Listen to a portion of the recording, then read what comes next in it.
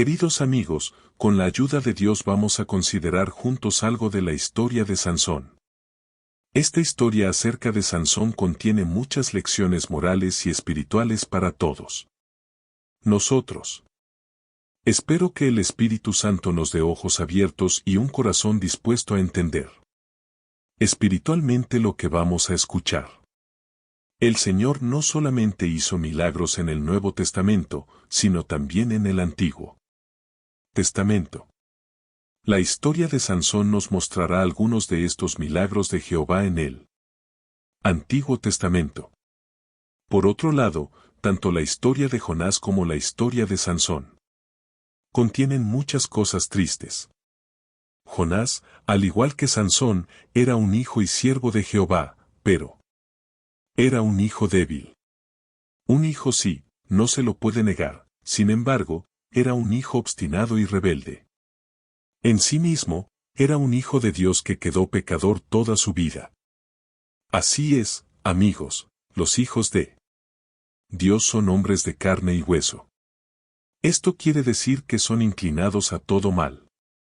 En la Biblia hay tantos ejemplos que nos muestran que todo el pueblo de Dios, aun después de recibir la gracia divina en el corazón, sigue siendo polvo. El Catecismo de Heidelberg explica esto de la siguiente manera, que los más santos en esta vida solamente tienen un pequeño principio de la nueva obediencia. Sin embargo, esto es al mismo tiempo la clave del asunto. El principio, que es de Dios, debe estar ahí. Como Pablo dice en Romanos 11:29, porque irrevocables son los dones y el llamamiento de Dios. Por eso los hijos de Dios perseveran en la fe, no como si ellos tuvieran tanta fe y fuerza, sino porque Dios mismo guarda la gracia que Él les ha dado. Bueno, también vemos esto en la vida de Sansón, pero no solo esto. También vemos a un Dios bondadoso y misericordioso, vemos a un Dios que tiene tanta paciencia para con su pueblo, y vemos a un Dios que no deja la obra de sus propias manos. En la historia de Jonás, vemos que Dios cumple su buena voluntad a pesar de la insensatez y los pecados de su pueblo. La historia de Sansón. Vamos a considerar tres pensamientos principales. 1. Los tiempos en que vivió Sansón. 2. Los padres de Sansón. 3. El nacimiento de Sansón. Contexto. Amigos, el libro de Jueces abarca un periodo de aproximadamente 4 siglos, es decir, 400 años. Sin embargo, si estudiamos estos siglos un poco más profundamente, pronto nos fijamos que esa época fue un tiempo turbulento en Israel. Hay un gran contraste entre el libro de Jueces y el libro anterior que es llamado Josué. Vemos un cambio grande al pasar del libro de Josué al libro de Jueces, y lamentablemente es un cambio triste. En el libro de Josué nos encontramos con el pueblo de Israel como un pueblo obediente a Jehová después que ellos conquistaron la tierra de Canaán. En el libro de Jueces nos encontramos con Israel como un pueblo rebelde, desobediente e idólatra una y otra vez. Y, como resultado, Jehová les castigó utilizando a sus enemigos, y el pueblo de Israel experimentaba muchas guerras y derrotas. En el libro de Josué la tierra de Canaán fue dada a Israel, en Jueces nos parece que Jehová les quitó la tierra de Israel otra vez. Sin embargo, todo esto no debería ser causa de sorpresa. ¿Acaso no leemos en Salmos 89, 30-32 lo siguiente: si dejaren sus hijos mi ley, y no anduvieren en mis juicios, si profanaren mis estatutos, y no guardaren mis mandamientos? Entonces castigaré con vara su rebelión, y con azote sus iniquidades. 3. Primer pensamiento. Para entender mejor los tiempos o la época en que vivió Sansón, vamos a leer algunos versículos. De Jueces 2, 11-19. Después los hijos de Israel hicieron lo malo ante los ojos de Jehová, y sirvieron a los Baales. Dejaron a Jehová el Dios de sus padres, que los había sacado de la tierra de Egipto, y se fueron tras otros dioses, los dioses de los pueblos que estaban en sus alrededores, a los cuales adoraron, y provocaron a ira a Jehová. Y dejaron a Jehová, y adoraron a Baal y a Astarot. Y se encendió contra Israel el furor de Jehová, el cual los entregó en manos de robadores que los despojaron, y los vendió en mano de sus enemigos de alrededor, y no pudieron ya hacer frente a sus enemigos. Por donde quiera que salían, la mano de Jehová estaba contra ellos para mal. Como Jehová había dicho, y como Jehová se lo había jurado, y tuvieron gran aflicción. Y Jehová levantó jueces que los librasen de mano de los que les despojaban, pero tampoco oyeron a sus jueces, sino que fueron tras dioses ajenos, a los cuales adoraron, se apartaron pronto del camino en que anduvieron sus padres obedeciendo a los mandamientos de Jehová, ellos no hicieron así.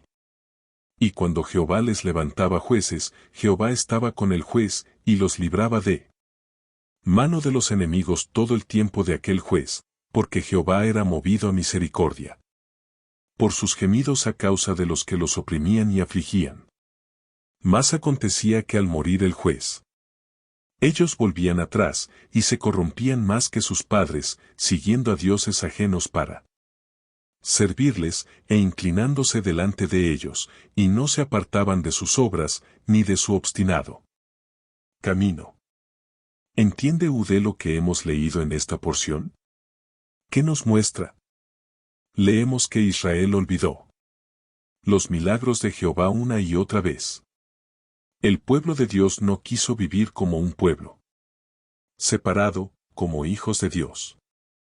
Al contrario, prefirieron vivir como los otros países paganos. Amaban a otros dioses. Se volvieron a dioses ajenos. Israel se volvió un país idolátrico. En el capítulo 16 leemos un ejemplo de cómo Israel sirvió por lo menos a 7 dioses ajenos. Entonces, Israel es un ejemplo de la obstinación, de la rebelión y de un pueblo que continúa en el pecado. Amigos, el camino del pecado es un terreno resbaloso, es decir, después de un pecado sigue otro. Y lo que es peor, dentro de pronto el pecado ya no es llamado pecado. Rápidamente, uno está encerrado en un círculo vicioso. Esto es lo que pasó con Israel. En sus propios ojos el pecado ya no parecía tan malo. Ellos olvidaron lo que dice el salmista. Tú has conocido mi sentarme y mi levantarme. Has entendido desde lejos mis pensamientos. Has escudriñado mi andar y mi reposo. Y todos mis caminos te son conocidos.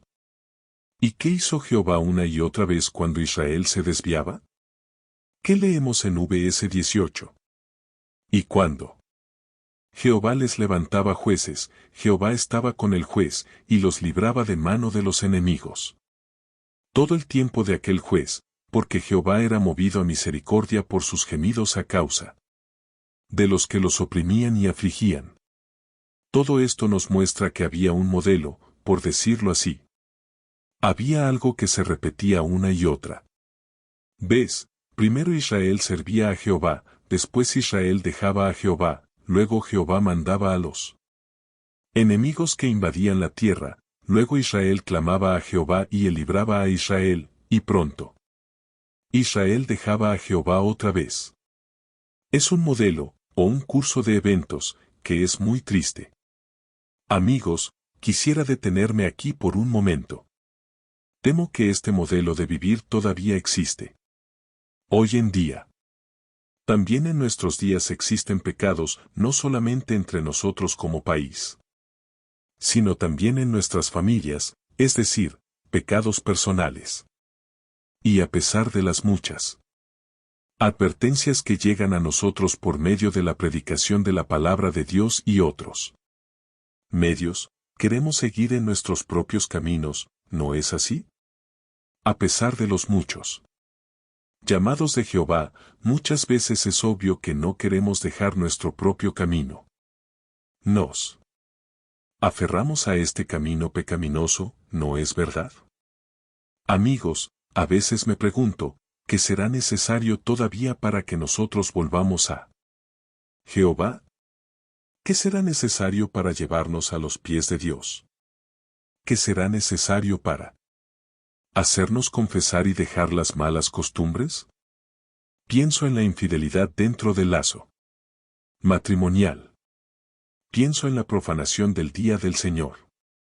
Pienso en la adicción y el abuso del Internet, algo que ha vencido a multitudes de personas y especialmente a muchos jóvenes. Pienso en las bebidas alcohólicas que siempre se encuentran en las fiestas, hasta que uno se 5. Emborrache. El problema, entonces, es la vuelta al pecado y la continuación en el pecado. ¿Cuándo vamos a darnos cuenta de nuestras maldades? ¿Hasta cuándo seguiremos en el pecado? ¿Acaso pensamos que la paciencia del Señor no tiene límite? Bueno, amigos, el mismo asunto nos lleva al capítulo 13 del libro de Jueces, donde leemos en vs. 1. Los hijos de Israel volvieron a hacer lo malo ante los ojos de Jehová, y Jehová los entregó en mano de los filisteos por 40 años. Sin embargo, cuando estudiamos bien la historia, nos fijamos que esta vez falta una cosa en él. Modelo triste, falta un eslabón en la cadena. Ya no leemos acerca de un clamor a Jehová por parte del pueblo. En medio de una necesidad tan grande, ya no encontramos una oración. Ya no vemos una humillación delante de Jehová. No escuchamos nada de un clamor que sube del polvo hacia Dios. Qué terrible es el juicio cuando el Señor aún permite que Satanás nos quite el deseo de orar. Esto es un doble castigo y un doble juicio. Luego Israel se ha hecho un pueblo indiferente a su condición pecaminosa en que se encontraba. Amigos, ¿cómo están las cosas en su vida? ¿Todavía a Ude le molestan sus pecados? ¿O ya no? Ude solo clama a Dios de vez en cuando por ayuda para luchar contra las tentaciones de Satanás. ¿Se endurece su corazón ante los llamados la mayoría de las veces? ¿Será que tal vez se siente en casa con el pecado? No es una buena señal, amigos, porque así dejamos al Señor fuera de nuestra vida, es decir, eso significa que ya no lo necesitamos a Dios para ayudarnos en nuestras angustias. Gracias a Dios, había todavía una pareja que era diferente, leemos en el versículo 2 de nuestro capítulo, y había un hombre de Sora, de la tribu de Dan, el cual se llamaba Manoa, y su mujer era estéril, y nunca había tenido hijos. A esta mujer apareció el ángel de Jehová, y le dijo, aquí que tú eres estéril, y nunca has tenido hijos, pero concebirás y darás a luz un hijo. Ahora, pues, no bebas vino ni sidra, ni comas cosa inmunda. Pues he aquí que concebirás y darás a luz un hijo, y navaja no pasará sobre su cabeza, porque el niño será nazareo a Dios desde su nacimiento, y él comenzará a salvar a Israel de mano de los filisteos. 6. Segundo pensamiento. En medio de esta época triste, todavía hay una pareja que sirve a Jehová, Manoa y su esposa. Ellos sirven a Jehová, pero lo hacen en silencio. No obstante, es una pareja triste, y lleva una cruz pesada en su vida. Leemos, y nunca había tenido hijos, no sé por cierto, amigos, pero pienso que al principio esta pareja tenía la esperanza de recibir un hijo de las manos de Dios. Leemos en Salmo 127, 3, he aquí, herencia de Jehová son los hijos, cosa de estima el fruto del vientre. Pero, después de un tiempo se acabó su esperanza. ¿Quién sabe las preguntas que habrán tenido acerca de esta aflicción? ¿Quién podría explicar los enigmas de su corazón? Tal ¿Ves? Al fin ya no pedían a Jehová en cuanto a este asunto, porque ya era obvio que para ellos ya no era posible tener hijos. Sin embargo, ¿saben qué, amigos? Yo he notado algo en todo el capítulo. Tal vez usted también se ha fijado en esto. La Biblia nos explica claramente que Manoa y su esposa estaban juntos en esta situación. El asunto afectaba a los dos. Esto contiene una lección para muchas parejas hoy en día. Muchas parejas de hoy en día no son como Manoa y su esposa, al contrario, en el caso de muchas parejas el hombre y la mujer viven casi separados. Manoa y su esposa no son como muchos matrimonios de nuestro tiempo, cuando parece que al marido no le interesa su esposa y tampoco a la esposa le interesa su esposo. En el caso de muchas parejas, apenas hay alguna comunicación entre el marido y su esposa, y el uno casi no sabe nada del otro. Lamentablemente, muchos matrimonios son así, y esto no es correcto. El Señor tampoco está de acuerdo con esto. El matrimonio de Manoa y su esposa, entonces, es diferente. Ellos sufren juntos, y juntos participan en recibir las buenas noticias del ángel. En Salmo 133 leemos que donde hay armonía, ahí podemos esperar la bendición de Jehová y la vida eterna. De repente, el Señor mismo muestra que Él sabe de la cruz que lleva esta pareja. Y, lo que es imposible para los hombres es posible para Dios. En el versículo 3 leemos, a esta mujer apareció el ángel de Jehová, y le dijo, he aquí que tú eres estéril, y nunca has tenido hijos, pero concebirás y darás a luz un hijo. Mire ahora lo que pasa, la mujer de Manoa va y cuenta a su esposo todo lo que pasó con el ángel. ¿Y qué es el resultado? Bueno, leemos en el versículo 8 que Manoa ora a Jehová por la misma bendición de una visita. Entonces oró Manoa a Jehová, y dijo, Señor mío, yo te ruego que aquel varón de Dios que enviaste, vuelva ahora a venir a nosotros, y nos enseñe lo que hayamos de hacer con el niño que ha de nacer. Manoa desea la misma bendición que su mujer recibió. Pero él no es celoso. No hay el celo entre ellos, sino la armonía, entre ellos hay la unidad en él. Deseo y la unidad en la oración. Y cuando el Señor otorga el deseo de esta pareja, otra vez el ángel aparece primero a la mujer, quien inmediatamente quiere compartir la buena noticia con su esposo otra vez. De repente vino Jehová, con una bendición a este matrimonio. Nos muestra que Él se da cuenta de sus necesidades. Él conoce bien nuestras debilidades, Él entiende nuestros pensamientos desde lejos, y Él sabe de las luchas secretas del corazón. Y Él también sabe todo sobre su pueblo Israel. Esta historia nos muestra cómo el Señor aún tiene compasión de un pueblo rebelde. En su ira, se acuerda de la misericordia. ¿Qué milagro es la misericordia de Dios? Él se acuerda de su pacto para siempre, y nunca se olvida de la palabra que Él mandó para 1000 generaciones. Amigos, así vemos cómo Sansón ha nacido por medio de un milagro. Su nacimiento ha sido milagroso en más de una manera. En primer lugar, su nacimiento fue un milagro para sus padres. Pero vamos a ver cómo su nacimiento también sería un milagro para Israel, pues este varón que iba a nacer sería un nazareo, según el mandamiento de Jehová. La palabra nazareo se refería a un hombre o una mujer israelita que se consagraba, y que por su propia voluntad hacía una promesa solemne de separación y abstinencia, junto con algún propósito de servicio. Los nazareos tenían que abstenerse de vino, no podían cortarse el pelo, y tenían que evitar el contacto con los cadáveres. Un nazareo podía tomar un voto de vivir así por 30 días o por toda la vida.